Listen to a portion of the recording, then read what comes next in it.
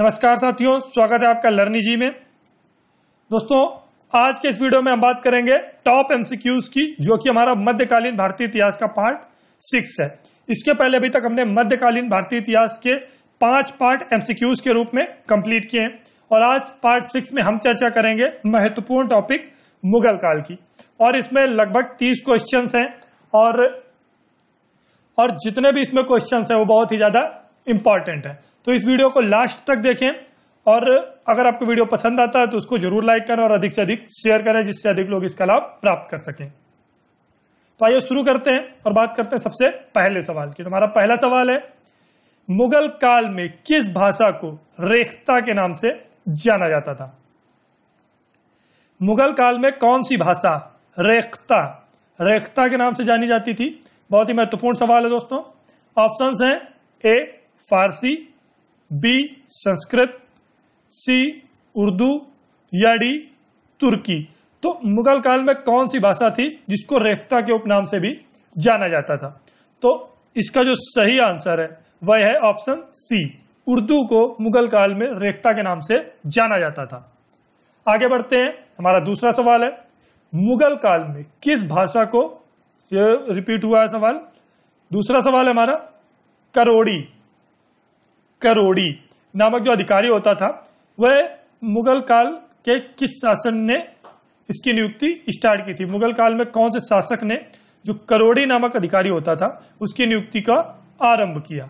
Option A Jahangir ने, या B Akbar ने, सी औरंगजेब ने, या डी शाहजहां ने।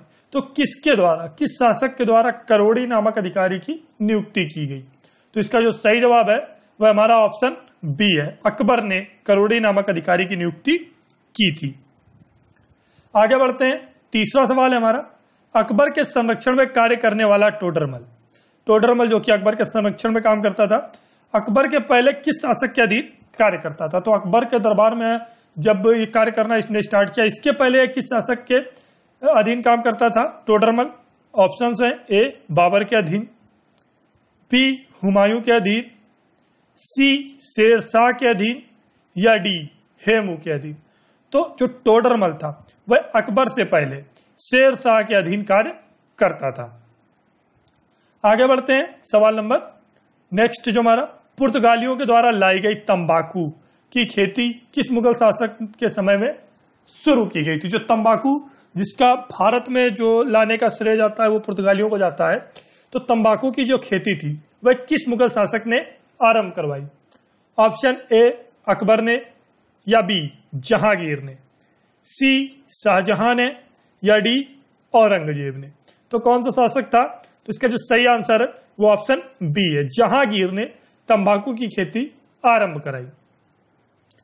अगला सवाल है हमारा, अकबर के किस निर्माण कार्य को फर्ग्यूसन के द्वारा पत्थर में रूमानी कथा जो कहा गया, वो क्या, किस इमारत को कहा गया पत्थर में रूमानी कथा?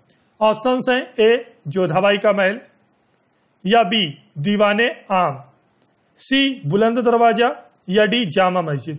तो कौन सी जो इमारत थी जिसको पत्थर में रूमानी कथा कहा गया? तो इसका जो सही आंसर है वो ऑप्शन डी है, जामा मस्जिद। अगला सवाल है हमारा, भारत का प्रथम क्लासिकी युग गुप्त काल को माना जाता है, द्वितीय क्लासिकी युग किस काल को कहा जाता है? तो दोस्तों, इसके सवाल से यह सवाल आप कंफर्म कर सकते हैं कि जो प्रथम क्लासिकी युग है वो किसको कहा जाता है? गुप्त काल को। और द्वितीय क्लासिकी युग किसको कहा जाता है? तो इसका सही आंसर है वो आपको बताना है। ऑप्शंस है, पहला सल्तनत काल को, दूसरा राजपूत काल को, तीसरा मुगल काल को, या चौथा इनमें से कोई नहीं। तो जो द्वितीय क्लासिकी युग के नाम से जाना जाता है वह मुगल काल जाना जाता है।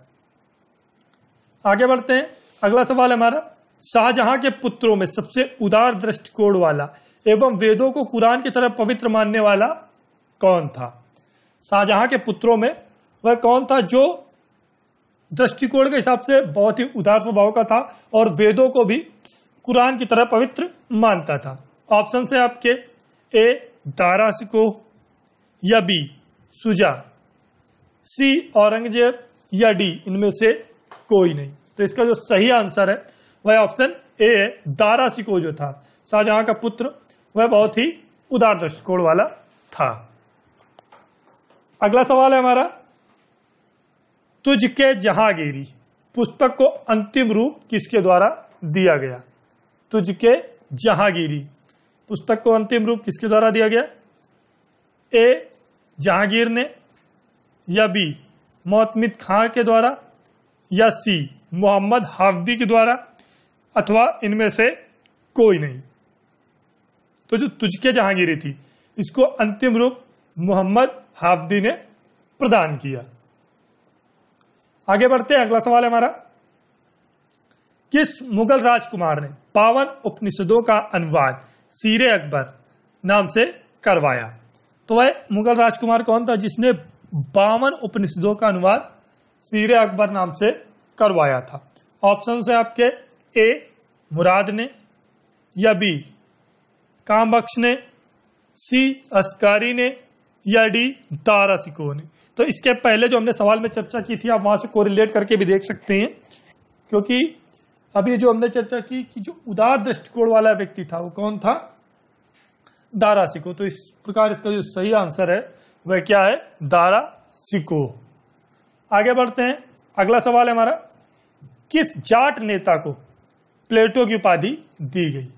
किस जाट नेता को प्लेटो की उपाधि दी गई?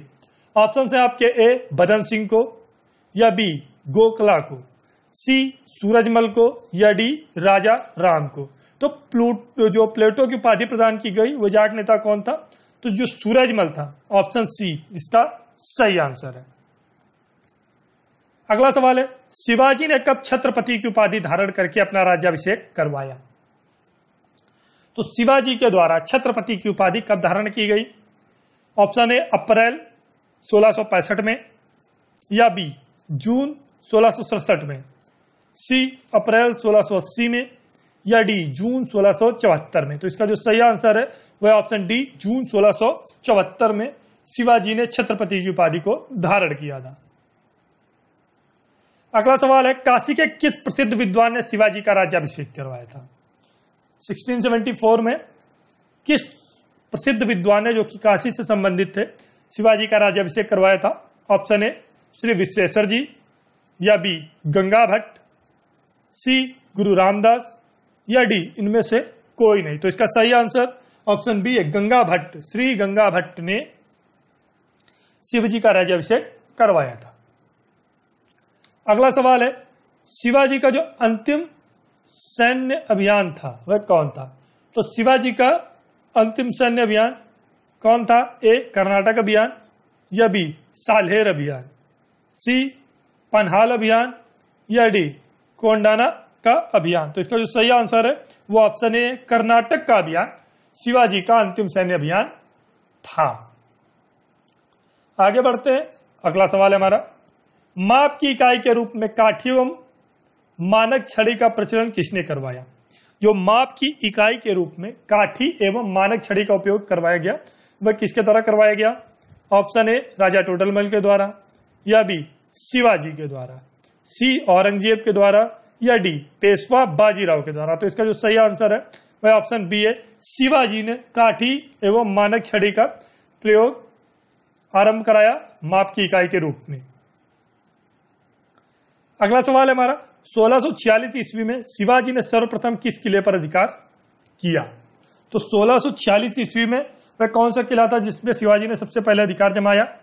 ऑप्शन ए तोरण का किला, या बी रायगढ़ का किला, या सी चाबली का किला, या डी कोंकण का किला। तो इसका जो सही आंसर है वो आपका ऑप्शन ए है, तोरण का किला।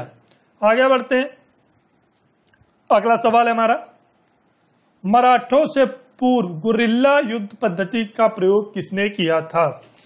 मराठों से पहले गुरिल्ला युद्ध नीति प्रयोग किसके द्वारा लाई गई थी? ऑप्शन ए महावत खां के द्वारा, बी राणा प्रताप के द्वारा, जो महाराणा प्रताप थे उनके द्वारा, या सी मलिक अंबर के द्वारा, अथवा इनमें से कोई नहीं। तो इसका जो सही आंसर है वो ऑप्शन सी है, मलिक अंबर के द्वारा मराठों से पहले गुरिल्ला युद्ध पद्धति को अपनाया गया था। अगला सवाल है हमारा, 1965 ईस्वी में पुरंदर की जो संधि हुई थी 1965 में, वह किस किस के मध्य हुई थी? ऑप्शन है आपके ए शिवाजी और औरंगजेब के मध्य, या बी शिवाजी या जयसिंह के मध्य, ऑप्शन सी शिवाजी और शाइस्ता खां के मध्य, या ऑप्शन डी शिवाजी एवं जसवंत सिंह के मध्य। तो इसका जो सही आंसर है वो ऑप्शन बी है आपका, शिवाजी और जयसिंह के मध्य पुरंदर की संधि 1965 को हुई थी। अगला सवाल है हमारा, शिवाजी ने किस किले को जीतकर उसका नाम सिंहगढ़ रखा? तो वह कौन सा किला था जिसको जीतकर शिवाजी के द्वारा उसका नाम सिंहगढ़ रखा गया? ऑप्शन है ए कोंडाना का किला, बी सलहेर का किला, सी पुरंदर का किला, या डी रायगढ़ का किला। तो इसका जो सही आंसर है वह आपका ऑप्शन ए है, कोंडाना का किला जीत करके उसका नाम जो रखा गया वह सिंहगढ़ रखा गया। अगला सवाल है, शाहजहां ने संगीत से जुड़े किस व्यक्ति को गुंसमुंदर की उपाधि दी थी? तो वह कौन सा व्यक्ति था जिसको उपाधि दी गई गुंसमुंदर की शाहजहां के द्वारा? ऑप्शन है ए विलास खां को, या बी छतर खां को, अथवा सी लाल खां को, या डी शौकी को। तो इसका जो सही आंसर है वो आपका ऑप्शन सी है, लाल खां को जो गुंसमुंदर की उपाधि प्रदान की गई थी किसके द्वारा? शाहजहां के द्वारा। सो फ्रेंड्स, आज हमने बात की टॉप एमसीक्यूज की, जिसमें हमने टॉप 30 मुगल काल के महत्वपूर्ण बहुविकल्पीय प्रश्नों की चर्चा की, जो कि एग्जाम की दृष्टि से अति महत्वपूर्ण है। मध्यकालीन भारतीय इतिहास के पार्ट 7 में जो हमारा नेक्स्ट पार्ट होगा उसमें हम बात करेंगे अन्य महत्वपूर्ण जो तथ्य हैं उसकी, मध्यकालीन भारत से रिलेटेड। सो फ्रेंड्स, इस वीडियो को देखने के लिए आपका बहुत बहुत धन्यवाद। अगर आपको ये वीडियो पसंद आया तो इसको लाइक करें, शेयर करें। चैनल अभी तक आपने अगर सब्सक्राइब नहीं किया तो उसको जरूर से जरूर सब्सक्राइब करें और बेल आइकन को प्रेस करें, जिससे जितने भी हमारे वीडियोस अपलोड होते हैं उन सबकी नोटिफिकेशन आपको सबसे पहले प्राप्त हो सके। अपने सुझाव में कमेंट बॉक्स में बताएं।